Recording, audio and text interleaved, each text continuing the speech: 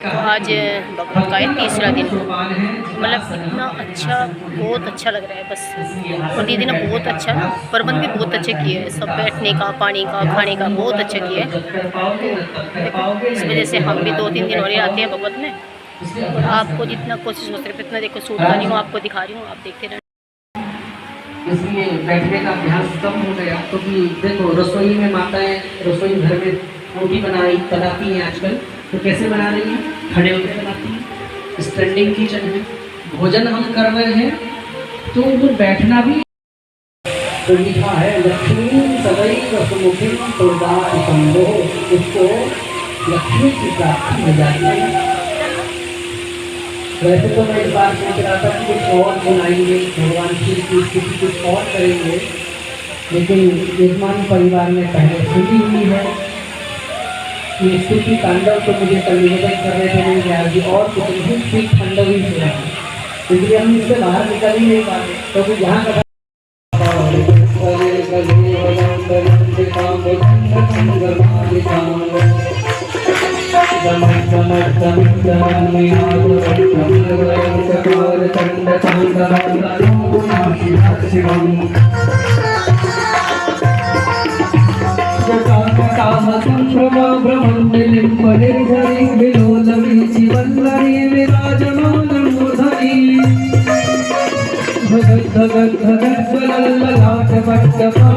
किशोर चंद्रशेखर सहस्रलोचन प्रवर्त शेषलेखशेखर प्रसून धोरि धोरणि विदूषराम्बिके प्रभो भुजङ्गराजमालयानि बद्धजातजोटकः शिरे चिराय जायतां चकोरबन्धुशेखर ललाटकत्वरज्ज्वलद्धनञ्जय सुलिङ्गवाग्निगीतपञ्चसारितं नमन्निलिं प्रणायकम्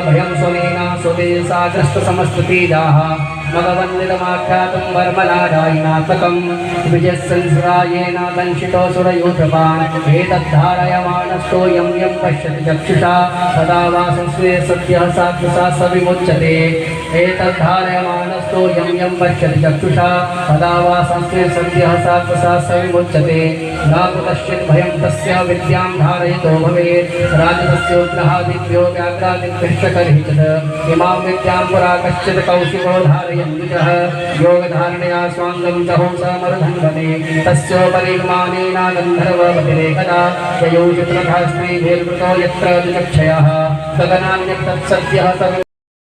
अपने आराम से दोनों बुढ़ा बुढ़िया भगवान का भजन करें।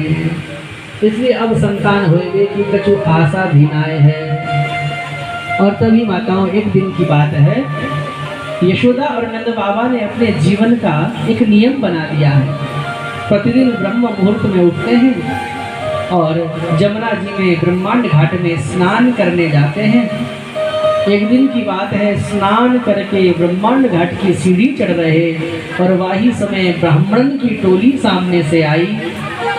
ब्राह्मणन को देखकर नंद बाबा और यशोदा ने प्रणाम किया। नंद बाबा ने दंडवती प्रणाम किया और यशोदा जी ने पंचांग प्रणाम किया, क्योंकि स्त्री को दंडवत प्रणाम करने का विधान नहीं है। स्त्री को पूरा जमीन पर लेटकर प्रणाम करने का शास्त्रों में विधान नहीं है, क्योंकि ये कुछ चीजें ऐसी हैं जिनका वजन धरती सहन नहीं कर सकती, ऐसी मान्यता है। एक तो ब्राह्मण के नितंब का, ब्राह्मण इसलिए बिना आसन के अगर बैठता है तो धरती को कष्ट होता है। एक तो ब्राह्मण के नितंब का भार स्त्री पृथ्वी से सहन नहीं होता। एक सालग्राम का भार, सालग्राम को भी बिना आसन के नहीं रखना चाहिए। और एक स्त्री के वक्षस्थल का स्पर्श यदि पृथ्वी से होता है तो भी धरती कंपित होने लगती है। इसलिए यशोदा जी ने पंचांग प्रणाम कियो और ब्राह्मण के मुख से निकल पड़ी, अरे बाबा पुत्रवान भव, अरे यशोदा पुत्रवती भव। बाबा कहने लगे, अरे ब्राह्मण देवता, कुछ सोच समझ के तो आशीर्वाद दिया करो। या आयु में अब लाला लाली होवे की कोई गारंटी ना है। ब्राह्मण देवता कहने लगे, अब मुख से निकल पड़ी सो निकल पड़ी, ब्रह्म वाक्यम जनार्दना। इसलिए बाबा चाहे तुमको पुत्र सुख देने के ताई हमको जप तप कुछ भी करना पड़े, लेकिन हम यशोदा को पुत्र सुख की प्राप्ति करवा के रहेंगे मंत्र के प्रभाव से। और ब्राह्मण देवता वहीं जमुना जी के घाट पर नंद बाबा का गोत्र क्षण में। और देखिए, एक सूचना मैं आपको दे दूं, एक तो अपने सभी आभूषण, अपने अपने जो कीमती आभूषण हैं उनको आप संभाल के रखिएगा। हाँ, अपने अपने कीमती आभूषण संभाल के रखिएगा, क्योंकि कई घटनाएं ऐसी घट जाती हैं कि कई महिलाएं आप ही के बीच में कोई ऐसे होते हैं समूह जो सब कृष्ण स्वागतम कृष्ण स्वागतम कृष्ण स्वागतम कृष्ण स्वागतम कृष्ण। नंदलाल मेरो है, मेरो है, गोपाल मेरो है, मेरो है, गोपाल मेरो है।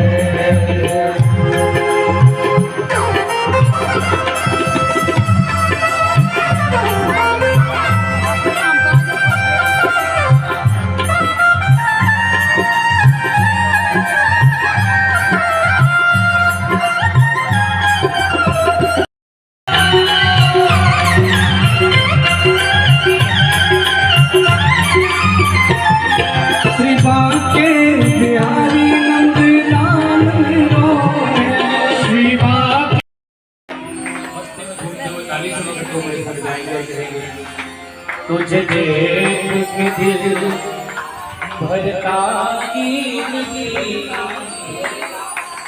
आप लोगों में से वृंदावन आपको सभी लोग तो दर्शन भी किए होंगे आपने बाबा उनकी आंखों से आंखें मिलने के बाद फिर मन भी काबू हो जाता है। इसीलिए भाव लिखा और कहा है, तुझे देख के दिल भरता अब जान ले सावरिया, अब जान ले सावरिया, अब जान ले सावरिया, अब जान सावरिया, अब जान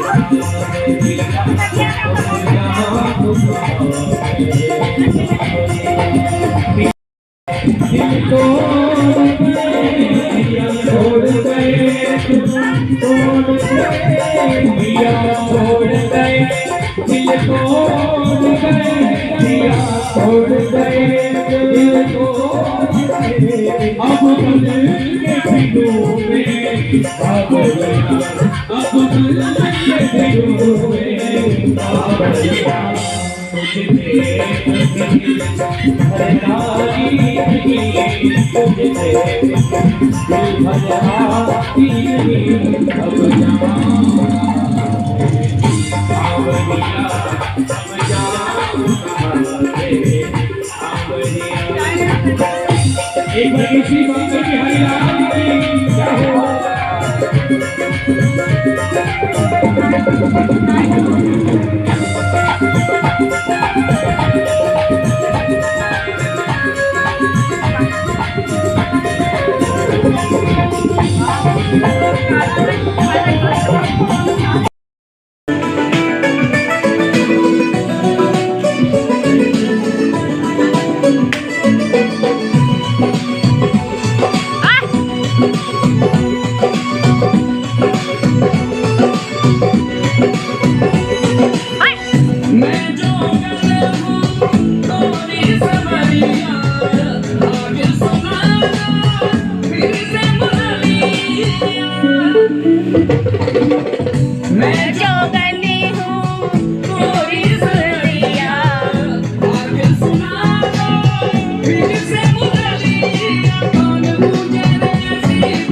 you.